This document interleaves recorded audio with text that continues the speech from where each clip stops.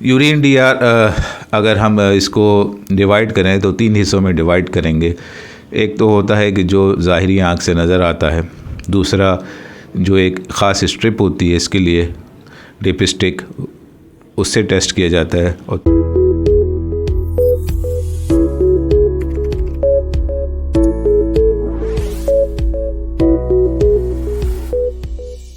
अस्सलाम वालेकुम, मैं हूं आपका होस्ट डॉक्टर मोहम्मद फ़हीम ई हेल्थ के साथ।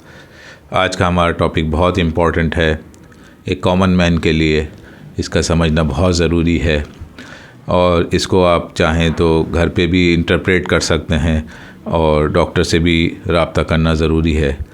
लेकिन ये ऐसी चीज़ है कि जैसे बहुत सारी चीज़ें पेशेंट को अब हम ख़ुद से भी गाइड करते रहते हैं कि आप चाहें तो ख़ुद भी अपनी इन्फॉर्मेशन अगर आपको समझ आती है तो इसको रिट्रीव कर सकते हैं। यूरिन डीआर बहुत ही आसान सी एक रिपोर्ट होती है, डिटेल रिपोर्ट जिसको कहते हैं, यूरिनालिसिस भी आजकल कहा जाता है। इसमें कुछ चंद चीज़ें हैं जो अगर आप समझ लें तो आप अगर आपको शिकायत रहती है किसी चीज़ की तो आप अपना एक मखसूस इंटरवल पे मखसूस मुद्दत पे इसको रिपीट करके ख़ुद भी देख सकते हैं कि आपकी रिपोर्ट में कोई बेहतरी आ रही है या मज़ीद ख़राबी है। यूरिन डीआर अगर हम इसको डिवाइड करें तो 3 हिस्सों में डिवाइड करेंगे। एक तो होता है कि जो ज़ाहिरी आँख से नज़र आता है, दूसरा जो एक ख़ास स्ट्रिप होती है इसके लिए डिपिस्टिक, उससे टेस्ट किया जाता है, और तीसरा मरहला माइक्रोस्कोप से। पहले मरहले में देखा जाता है कि रंगत क्या है। रंगत का मतलब ये है कि अगर एक आम पेशाब जो है वो कोई भी जान सकता है कि वो उसका रंगत जो होती है पीलाहट और ट्रांसपेरेंसी के साथ साथ मिली जुली होती है और उसके हवाले से किसी को भी कोई तकलीफ़ नहीं होती। लेकिन अगर जैसे मिसाल के तौर पे पेशाब बहुत गाढ़ा आ रहा है, उसकी जो यानी आपकी जो पेशाब की मिकदार है वो भी कम है, तो इसका मतलब ये है कि पानी का इस्तेमाल बहुत कम है, बॉडी में डिहाइड्रेशन हो रही है जिसकी वजह से पेशाब गाढ़ा हो रहा है और इसी वजह से पेशाब जो है वो थोड़ा सा जलन वाला भी हो सकता है। इसके अलावा पेशाब अगर रूटीन के हिसाब से आ रहा है लेकिन उसकी रंगत बहुत ज़्यादा पीली हो रही है तो सबसे पहला शक जाएगा कि पीलिया पर यानी जॉन्डिस या हेपेटाइटिस पर। उसके अलावा बाकी दीगर चीज़ें और भी हैं, लेकिन कॉमन थिंग्स आर कॉमन। अगर पेशाब की रंगत लाल हो रही है तो इसका मतलब कहीं ना कहीं गुर्दे में या गुर्दे के आसपास, गुर्दे के रास्ते में कहीं पत्थर हैं या ज़र्रात हैं जो ब्लीडिंग कॉज कर रहे हैं। ये कॉमन थिंग्स मैं आपको बता रहा हूँ, जिसकी वजह से पेशाब की रंगत जो आँख से नज़र आ रही है वो लाल हो रही है, यानी उसमें रेड सेल्स आ रहे हैं। इसके अलावा बहुत सारे ख़वातीन और हज़रात जो ज़ईफ़ हैं या ऐसी बीमारी में मुब्तला हैं जो कि वो बेड रिटन हैं और उनको बैग लगा हुआ है, तो उनका पेशाब अक्सर औकात देखने में आया कि वो पर्पल जामनी हो जाता है। उसकी वजह क्या है कि कैथेटर में, पेशाब की नाली में कुछ जरासीम होते हैं जो पेशाब की रंगत को जामनी कर देते हैं अगर वो जरासीम मौजूद हों, तो इसका मतलब ये है कि वो पेशाब में कोई इन्फेक्शन है। चौथी चीज़, अगर पेशाब की रंगत दूधिया कलर की है, बहुत ही मिल्की वाइट है, क्लियर भी नहीं है और बिल्कुल दूध की तरह सफ़ेद भी नहीं है, लेकिन मिल्की वाइट है और कुछ अजीब सी गाढ़ापन है, तो इसका मतलब ये है कि उसमें इन्फेक्शन है। वो किसी भी किस्म का इन्फेक्शन हो सकता है, ब्लड यूरिन का जो भी इन्फेक्शंस होते हैं उसमें से कोई एक। इसके अलावा अगर पेशाब में झाग आ रहा है, हाँ, अगर पेशाब में झाग आ रहा है और पेशाब में एक ख़ास किस्म की जैसे फ्लश करने से पहले एक स्मेल आ रही है, तो उसका मतलब ये है कि उसमें अमोनिया लेवल बहुत ज़्यादा है और उसमें प्रोटीन्स, यानी झाग की वजह प्रोटीन्स है और बदबू की वजह से वो अमोनिया है। तो इसका मतलब ये है कि बॉडी में किडनी या तो फंक्शन सही नहीं कर रही या फिर लीवर सही काम नहीं कर रहा। ये दो चीज़ें, ऑर्गन्स जो हैं वो इसकी वजह से मुतासिर होने का अंदेशा है। अगर हम डिपिस्टिक पे आते हैं रंगत के बाद और साख्त के बाद, अच्छा इससे पहले मैं ये बता दूं, एक स्पेसिफिक ग्रेविटी भी आपने देखा होगा पेशाब में कितना, यानी लिखा होता है 1.00 और इस तरह की वैल्यूज़। उसका मतलब ये होता है कि पेशाब कितना गाढ़ा है, कितना पतला है। गाढ़े का मैंने बता दिया, डिहाइड्रेशन वगैरह हो सकती है, और पतले का ये है कि एक ख़ास किस्म की बीमारी है जिसको कहते हैं डायबिटीज़ इंसिपिडस, जो डायबिटीज़ नहीं है लेकिन उसका नाम डायबिटीज़ इंसिपिडस है, कि जिसमें पेशाब मतलब बहुत ज़्यादा कोई फ़िल्टर हुए बगैर ऐसे ही निकल जाता है, तो वो बहुत ज़्यादा डाइल्यूटेड होता है, पतला सा होता है। तो अगर गाढ़ा है तो स्पेसिफिक ग्रेविटी ज़्यादा हो जाएगी, अगर पतला है तो स्पेसिफिक ग्रेविटी कम हो जाएगी, लेकिन इसकी कोई ख़ास अहमियत नहीं है। बेसिक या अल्कलाइन यानी तेज़ाबियत वाला है, या दूसरा जो है कि कम तेज़ाबियत वाला है, कि अगर यानी पेशाब में अगर कोई इन्फेक्शन है, पेशाब होल्डिंग बहुत ज़्यादा देर तक है, यूरिन पास नहीं गया है, तो ज़ाहिर सी बात है वो एसिडिक हो जाएगा।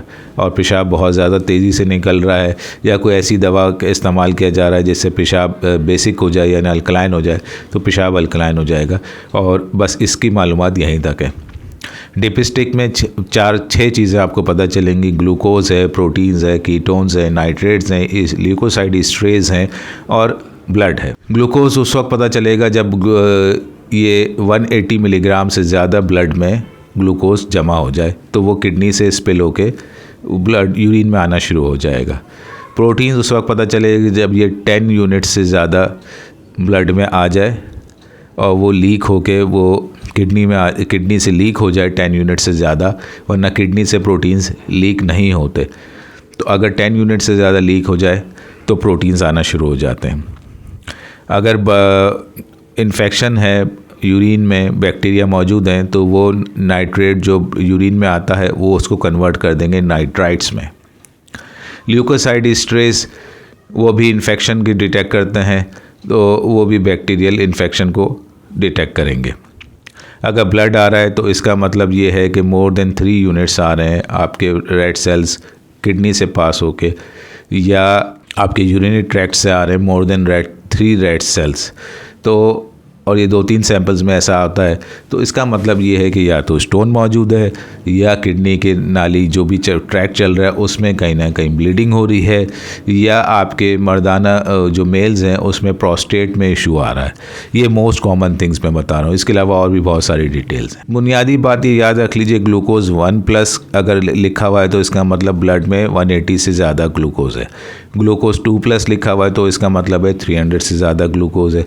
ग्लूकोज 3+ लिखा हुआ है तो 500 से 1000 के दरमियान आपकी ग्लूकोज ब्लड में है। इसी तरह प्रोटीन का है कि अगर 10 से 30 है तो वो ट्रेस में है, 1+ है तो इसका मतलब ये है कि मोर देन 30 है, 2+ है तो मोर देन 100 यूनिट्स है, 3+ है तो मोर देन 300 यूनिट्स है, और 4+ अगर किसी का आ जाए अनफॉर्चुनेटली तो वो 1000 यूनिट्स है।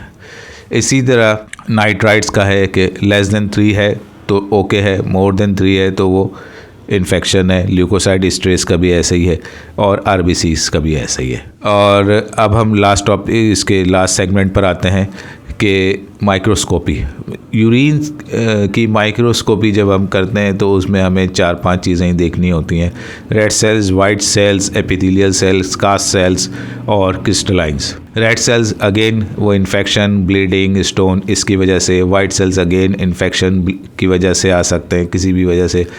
मोर देन 5 की इम्पोर्टेंस ज़्यादा है, 3 to 5 जो हैं वो ठीक है, वो उसमें अलार्मिंग है।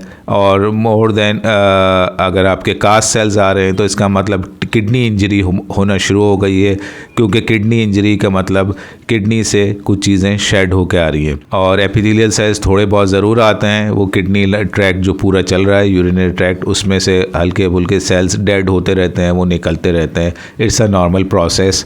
और क्रिस्टलाइंस का मतलब ये है कि या तो कैल्शियम ऑक्सलेट है, या यूरिक एसिड है, या एस्टरवाइट है, या 1-2 और स्टोन्स होते हैं, बहुत ही अनकॉमन से हैं।